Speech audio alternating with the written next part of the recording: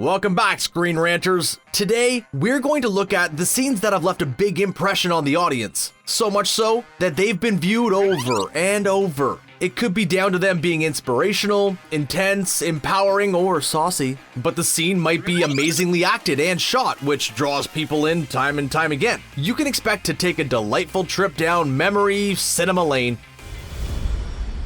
Throughout Jackie Chan's career, time and time again, he's put his body on the line for a stunt, so much so that there's claims that he's broken every bone in his body at some point. We're not sure what Chan gets paid, but it should probably be all the money in the world, especially with this scene in 1985's Police Story. Chan's character, Chan Kakui, is in a shopping center attempting to keep a briefcase away from some baddies. With Chan many stories up, the briefcase ends up on the ground floor, giving Tao's henchmen a chance to get a hold of it. Seeing no safe, quick way to get down there, Chan takes a risk. He climbs up and grabs a pole to slide down. The light bulbs flash and break as Chan clips through the wires as he descends. It finishes with Chan crashing through glass and landing on the stall below. The filmmakers loved it so much that they showed it 3 times. Considering Jackie Chan got second-degree electrical burns from the pole, a dislocated pelvis, and spinal damage from the stunt, yeah, he deserves all the money in the world.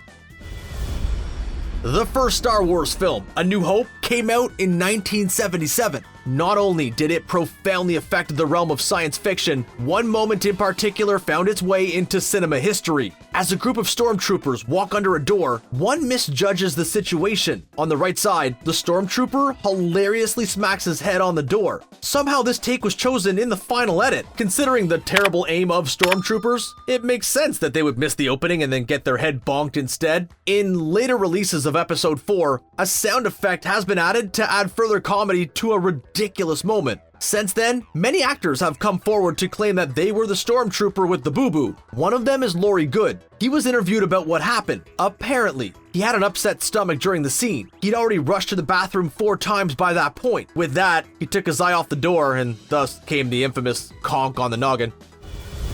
The Dark Knight is considered one of the greatest DC films of all time. Heath Ledger's performance as the Joker received praise from all corners of the world. One scene in The Dark Knight in particular showed his Joker quality. After Joker is being interrogated by Jim Gordon, Gordon steps outside the room for a moment, leaving the rest of the chat to his unofficial partner, Batman. He immediately introduces himself by slamming Joker's head into the table. Lovely. The scene is all about Joker's plan to make Batman choose: save Harvey Dent or Rachel Dawes.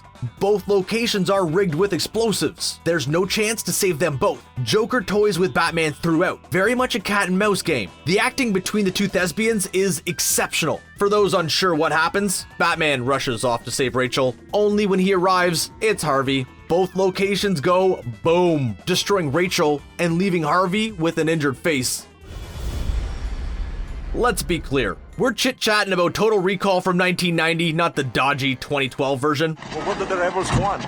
Oh, the usual. More money, more freedom, more air. Unlike the last entry, this one isn't here for its dramatic performance. Instead, it's on here for a more fleshy reason. Yeah, some of you are probably smirking as you know what we're carefully referencing. Quaid is visiting a bar on Mars called Last Resort. Everywhere Quaid goes, he gets propositioned by ladies of the night. Quaid approaches the bar and states that he's looking for Melina. However, the barman responds that she's busy, but he gestures towards a lady next to Quaid and mentions that Mary is free. Mary turns and makes the point that she's not free, but available. The audience gets to see it too. After staring at them for a while, Quaid mentions that he'll wait for Melina instead.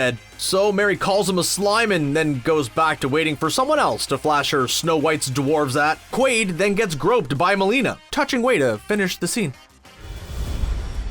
Harry Potter is a pretty big deal, FYI. A lot of people are still waiting on their letters to Hogwarts. One of the big turning points in the film franchise is the battle between Dumbledore and Voldemort. This iconic scene takes place in Harry Potter and the Order of the Phoenix. Throughout the franchise, a lot of the wizard battles come down to firing colored light at each other, but in this scene, it's taken up a few levels. Even when the 2 magical legends throw colored lights at each other, the effect is far more intense. To amp it up, he who must not be named made a snake out of fire. The CGI throughout this scene is gorgeous. Dumbledore deals with that temporary nuisance and encases Voldy in a ball of water. Not to be outdone in the dramatic fight, the Dark Lord fires shards of glass towards Dumbledore and Harry. Once again, Dumbledore lives up to his reputation by putting up a shield. Realizing that the battle isn't going in his favor, Voldemort ducks out. The two biggest magic users in the world should always have the biggest and most elaborate fight of all time.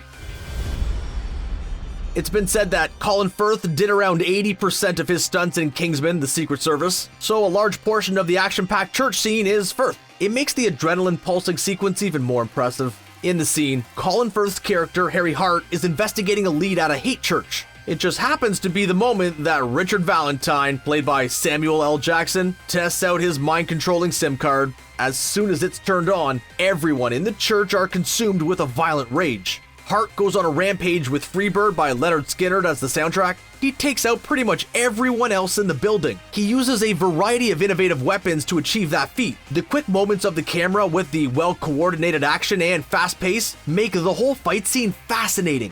By the end, we're all wondering how Hart isn't a sweaty, broken mess from all the smackdown that he just unleashed. Instead, he realizes what he's just done, which is heartbreaking.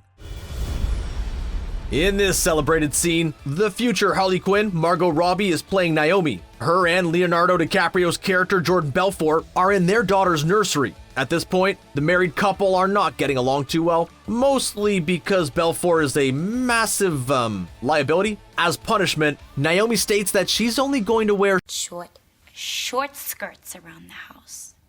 All in order to tease her dear husband. To ramp up the threat further, Naomi states that she's no longer going to wear underwear either. She even proves that fact in front of Belfort. Overcome with longing, Belfort collapses to the floor and attempts to crawl towards Naomi. Anywho, she does the iconic motion of stopping him with her heeled foot. However, Belfort gets to announce that his security team have been watching this whole time. In the world of superhero films breaking box office records, 2017's Wonder Woman is an important milestone. It smashed records with its female director Patty Jenkins at the helm. At that point, we were used to seeing male actors in the lead roles of super flicks. But now Gal Gadot was playing the Amazonian warrior Diana Prince front and center. The film received huge praise. One scene in particular caught the admiration of the audience. Diana and Steve Tremor are in a trench in Belgium. A lot of people are devastated from the war, but the enemy are across no man's land. Diana won't walk away. Instead, she goes across the dangerous divide to help others. As the haunting soundtrack plays and slow motion begins, Diana walks towards the Germans in her Wonder Woman outfit. She swats bullets and mortar shells away with ease. The Germans focus so much on her that they don't see her allies before it's too late. Due to her heroics, the Allied forces take control of the German trench. It's an incredibly inspiring and empowering movement. It helped to prove to the world that there's a massive market for female-led superhero films.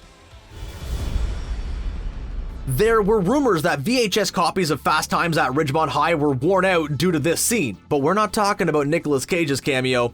Instead, we're talking about Phoebe Cates' scene in the 1982 cult classic. It's a scene that many Gen Xers look back on fondly. Cates' character, Linda, climbs out of the swimming pool as slow rock music plays. As she gets out, water is spraying all over the place as she walks in slow motion. She then takes off her bikini top as she approaches a suited up Brad. She then kisses him, only it didn't actually happen. In reality, Brad is imagining this situation as he's in the bathroom giving himself some, alone time? Yeah, Linda even gets the pleasure / disgust of accidentally walking in on this. The scene does a great job of expressing what a teenager's mind is like. Their minds are filthy. It's a scene that's even been parodied over and over in pop culture. Now, we're kind of cheating here, but at the same time, technically it could count as one giant scene. A scene that probably counts as a whole act as a film. Regardless, we're going to let it count. We're jabbering about what's unofficially called the final battle in 2019's Avengers Endgame film. The scene goes from Thor, Captain America, and Iron Man taking on Thanos to Iron Man's heroic sacrifices at the end.